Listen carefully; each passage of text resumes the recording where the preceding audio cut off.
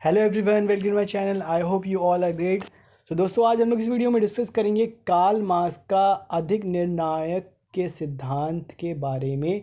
तो Karl Marx ने आपके अधिक निर्णायक सिद्धांत अधिक निर्णायकवाद का सिद्धांत प्रतिपादित करा था, उसके बारे में दोस्तों हम लोग जानेंगे। ठीक है, तो मार्क्स महोदय समस्त सामाजिक परिवर्तनों को आर्थिक कारक के द्वारा संचालित प्रभावित मानते हैं। वास्तव में उन्होंने आर्थिक कारकों को सामाजिक परिवर्तन का मौलिक व निर्णायक कारक माना है।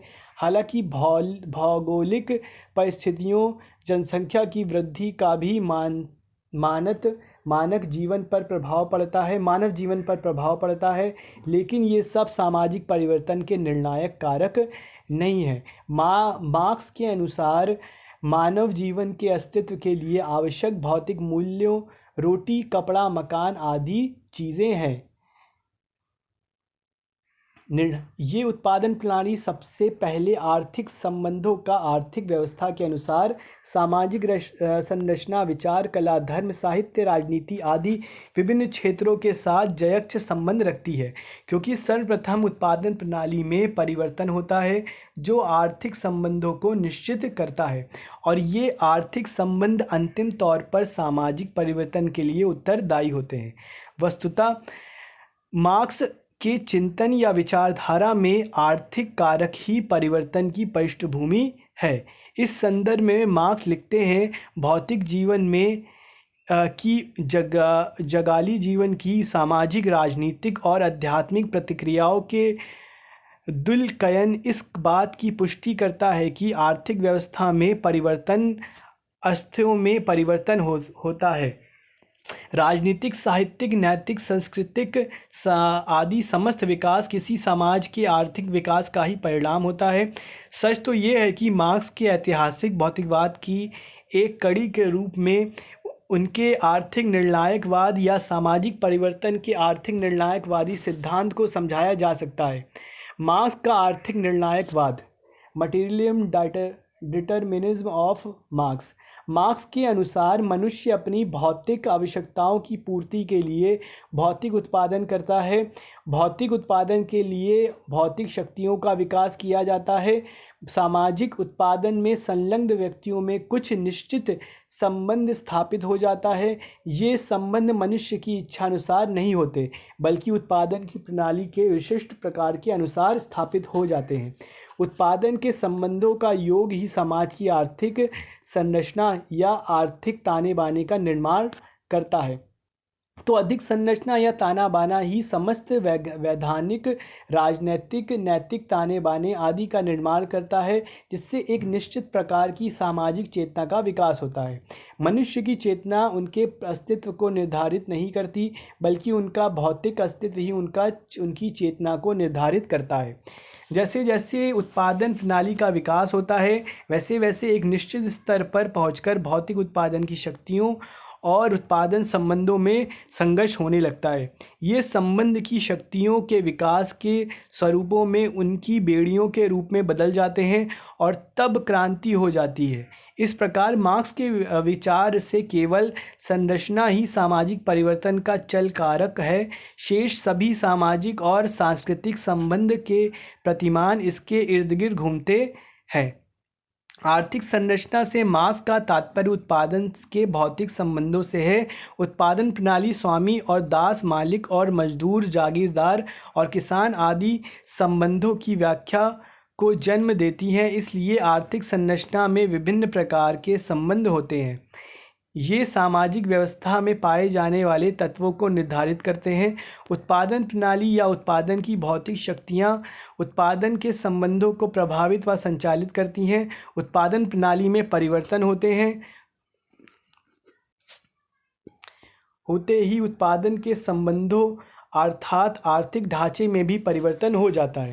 मशीनों के प्रयोग से औद्योगिकरण हुआ और उसके फलस्वरूप सामंत और किसान का संबंध धीरे धीरे पूंजीपति और मजदूरों के संबंध में बदलने लगा। इस परिवर्तन में एक ऐसी निश्चित अवस्था आती है जहां उत्पादन शक्तियां मशीनों और श्रम आदि और उत्पादन संबंधों मजदूर और पूंजीपतों में संघर्ष होने लगता है। मशीन का प्रयोग श्रम शक्ति का मूल्य कम कर देता है। ऐसी स्थिति में श्रमिक वर्ग विरोध करता है, क्योंकि उसकी स्थिति दरिद्रता और अभाव से परिपूर्ण हो जाती है, यानी उसकी जो सैलरी होती है वो कम होने लगती है। क्योंकि जैसे ही दोस्तों आपकी मशीनें आती हैं फैक्ट्रियों में, तो जो मशीनें होती हैं वो दोस्तों जाहिर सी बात है उनको थकान नहीं होती है, ठीक है, उनका खर्च भी बहुत कम होता है। एक बार पैसा लगा दिया और वो बहुत सालों तक वो काम करती रहती हैं। अगर उनको अच्छे से उनकी तेल पानी की जाए तो वो सालों तक काम करती रहेंगी, ठीक। तो इससे क्या होता है, मज़दूरों की ज़रूरत नहीं होती है और उनको दोस्तों फैक्ट्री से निकाल दिया जाता है। तो इनसे, और या तो अगर होते भी हैं तो उनको बहुत ज़्यादा कम सैलरी दी जाती है। इससे क्या होता है, जो मज़दूर हैं, मज़दूरों और पूंजीपतियों के बीच में संघर्ष होना स्टार्ट हो जाता है। शासक और शोषक वर्ग दमन का सहारा लेता है।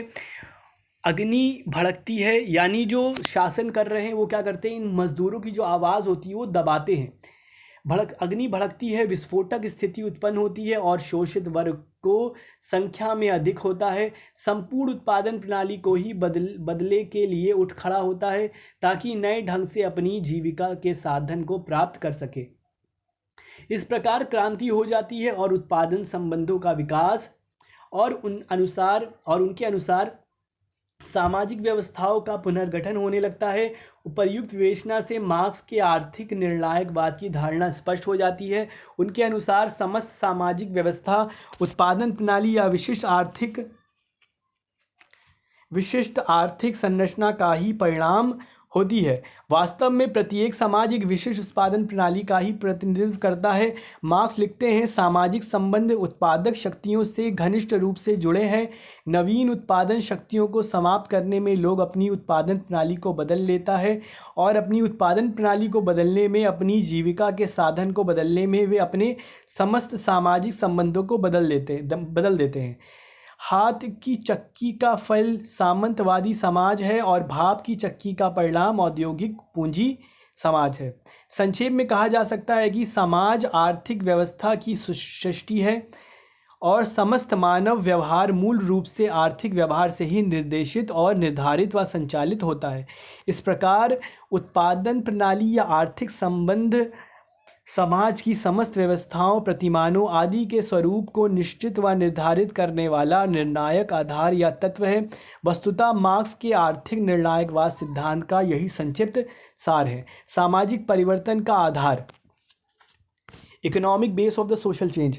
जर्मन विचारक मार्क्स ने सामाजिक परिवर्तन को पूर्ण रूप से आर्थिक आधार पर आधारित माना है। समाज एक पूर्व रचित वस्तु नहीं है, बल्कि इसमें अविराम गति से परिवर्तन होते रहते हैं। मनुष्य को जीवित रहने के लिए कुछ भौतिक वस्तुएं, रोटी, कपड़ा, मकान आदि की आवश्यकता होती है और इनको उत्पादित करने के लिए उत्पादन के साधनों की ज़रूरत पड़ती है। उत्पादन के इन साधनों को ही प्रौद्योगिक कहा जाता है। उत्पादन के साधनों द्वारा उत्पादन संबंधों का निर्माण होता है। उत्पादन के साधनों में परिवर्तन होने पर उत्पादन संबंध परिवर्तित होते हैं। इस प्रकार उत्पादन संबंध मनुष्य की इच्छा से स्वतंत्र होते हैं। उदाहरण के लिए औद्योगिक युग में उत्पादन के साधन बदल जाने से आर्थिक संबंध, उत्पादन संबंध पूंजीपति और मजदूरों के रूप में बदल गया। परिणाम स्वरूप कृषि अर्थव्यवस्था के स्थान पर पूंजीवाद का विकास हुआ। ये उत्पादन के संबंध ही समाज की आर्थिक संरचना का निर्माण करते हैं, जिसे मार्क्स ने अधोर संरचना कहा है, और ये नैतिक, धार्मिक, राजनीतिक, वैधानिक आदि संबंधों को प्रभावित करती है। इस प्रकार इस प्रभावित होने वाली संरचना नीति, धर्म, कानून, कला आदि की संरचना कहा जाता है। वास्तव में कार्ल मार्क्स ने सामाजिक परिवर्तन की प्रक्रिया को आर्थिक संबंधों का कारण बताया है। क्योंकि उत्पादन के साधन प्रौद्योगिक आर्थिक संबंधों को बनाते हैं, इसलिए हम इस सिद्धांतों को आर्थिक प्रौद्योगिकी व्याख्या के नाम से संबोधित किया जाता है।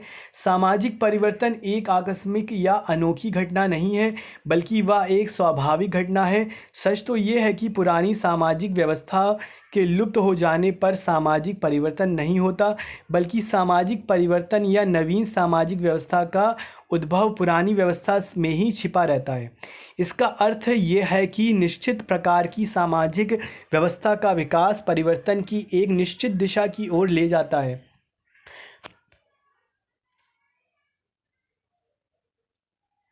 पुरानी व्यवस्था में नवीन व्यवस्था के बीज विद्यमान है। नवीन उत्पादन शक्तियाँ सोच विचार के बाद जन्म नहीं लेती, क्योंकि नवीन पीढ़ी प्रचलित उत्पादन प्रणाली में ही कार्य करके अनुकूल नहीं करती और शोषण की एक सीमा पर आकर ही वह पुरानी व्यवस्था का विरोध और उससे संघर्ष करती है। दूसरे कोई भी नवीन आविष्कार इस विचार से नहीं किया जाता है कि वह सामाजिक व्यवस्था को परिवर्तित करेगा। उत्पादन प्रणाली में प्रत्येक नवीन उपयोग उत्पादन वृद्धि या विकास की दृष्टि से किया जाता है। उदाहरण के लिए भाप की मशीन का आविष्कार सामंतवादी व्यवस्था को समाप्त करने के लिए नहीं हुआ है, लेकिन नवीन उत्पादन शक्तियों के विकास से उत्पादन संबंधों में एक स्वाभाविक परिवर्तन होता है, जो अचेतन अवस्था में मनुष्यों से स्वतंत्र रहकर अपनी दिशा निर्धारित करता है। इसलिए सामाजिक परिवर्तन मार्क्स के अनुसार प्रणाली का स्वाभाविक परिणाम है। तो ये था दोस्तों पूरा वीडियो। आई होप आपको दोस्तों समझ में आया होगा। अगर ये वीडियो अच्छी लगी है तो हमारे इस चैनल को सब्सक्राइब करें। तब तक के लिए अपना ख्याल रखिए। Till then take care, good bye.